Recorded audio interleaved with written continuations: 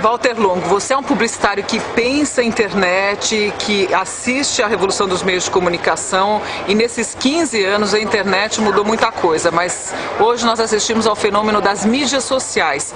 O que elas estão causando? O que você acha das mídias sociais? As mídias sociais estão causando coisas muito positivas e muito negativas ao mesmo tempo.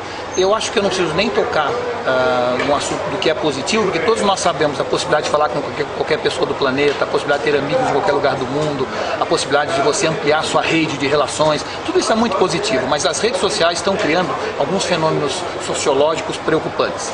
Talvez o mais preocupante deles seja o fenômeno de que antes, quando as mídias eram de massa, eu gostava de samba, mas era obrigado, por estar em família, sentado na sala, a ouvir às vezes música clássica, e acabava até gostando disso, ou vice-versa. Eu às vezes tinha uma posição de direita, mas ouvia alguém de esquerda, e ao ter que ouvi-lo, porque a mídia era de massa, podia fazer com que eu revisasse meus conceitos ou meus princípios. No momento em que a internet deu a nós a seleção através do bookmark, onde eu só acompanho ou só sigo quem concorda com as minhas ideias, porque senão eu dou um unfollow naquela pessoa, na hora que você multiplica isso milhões de vezes, o que está acontecendo é que nós, em vez de sermos pessoas cada vez mais abertas ao contraditório, estamos nos fechando cada vez mais numa tribo de pessoas que concordam conosco. Isso é muito perigoso para a cultura do homem. Mas as redes sociais não são as grandes praças de debate, o debate não acontece na internet, a gente vai agora passar pelas eleições, você não vê o Twitter ou o Facebook e outras redes como a grande ágora de antigamente, a grande praça pública do debate? Ela é a grande praça pública, mas é que pela facilidade de você tribalizar essa praça pública, é uma grande praça onde tem grupinhos de pessoas em partes diferentes dessa praça. E se alguém naquele grupinho fala algo que você discorda, você sai daquele grupinho e vai para o outro, que concorda com suas ideias.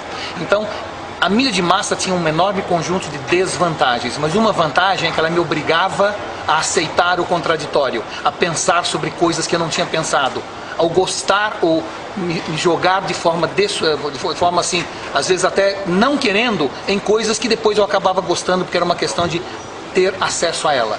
Na hora em que eu escolho hoje quem que eu sigo, com quem eu falo, o que eu leio, o colunista que concorda com minhas ideias, o que eu concordo com as dele, de certa forma nós estamos diminuindo o contraditório. Eu não estou mais refletindo o que eu penso, eu estou apenas reafirmando o que eu já acho.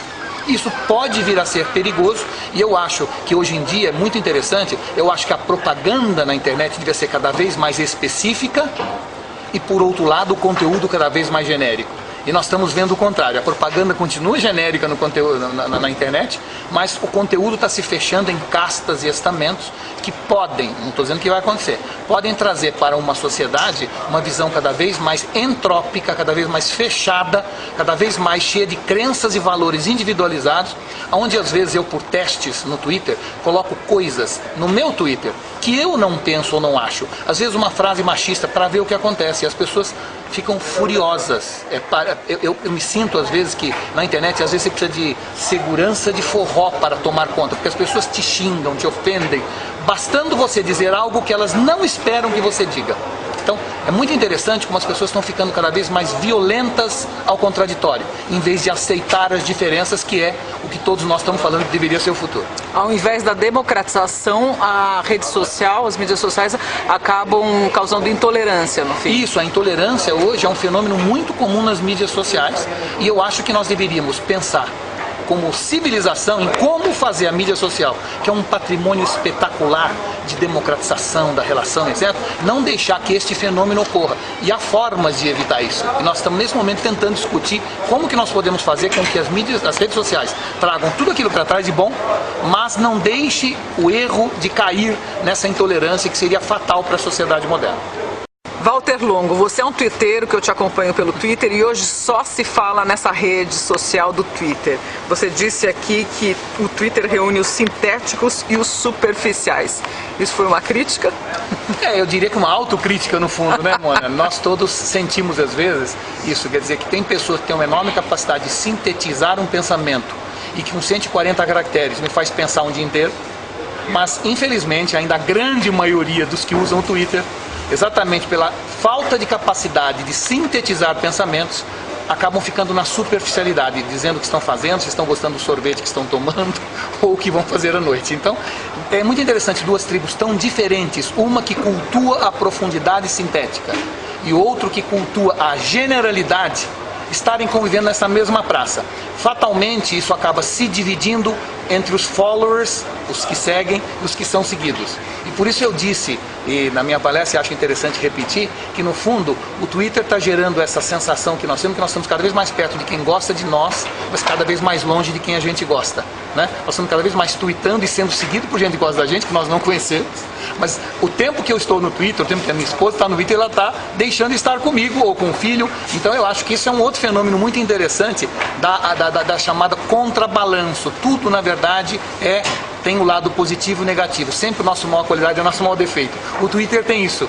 Tem essa capacidade de eu poder exprimir meu pensamento para 20, 30 mil seguidores que vão retweetar para centenas de milhares, me transformando numa mídia poderosa.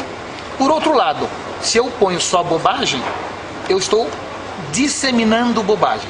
Então, a mesma capacidade da energia atômica de curar pode gerar a bomba atômica. Então, nós temos que entender que o Twitter tem essa mesma capacidade de criar coisas boas, de destruir coisas boas, e cabe a nós, sem nenhum tipo de censura, mas através da qualificação, da educação, e disso que eu comento muito, a necessidade que nós temos de nutrir rebeldes, de pessoas que aceitem as diferenças, de pessoas que vão entrar no Twitter para procurar gente que não concorde e procurar pensar diferente.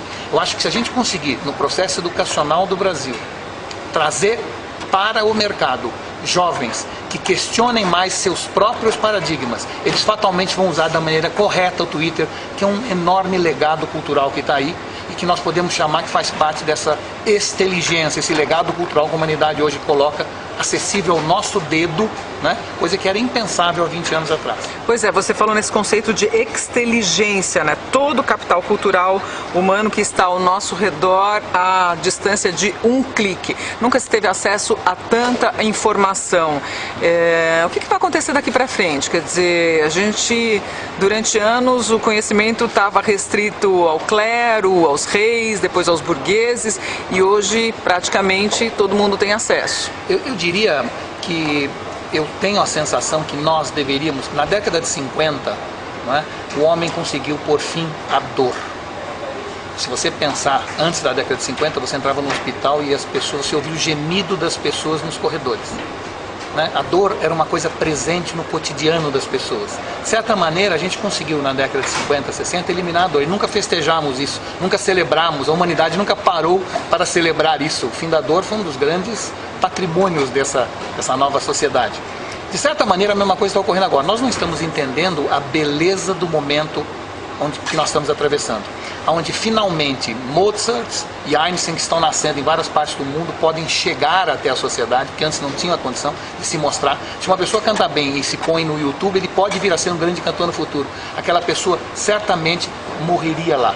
Eu tenho experiências pessoais, familiares, onde encontramos vamos dizer assim, resultado para doenças que uma pessoa tinha e que não tinha condição jamais, se não houvesse o Google, de salvar essa pessoa.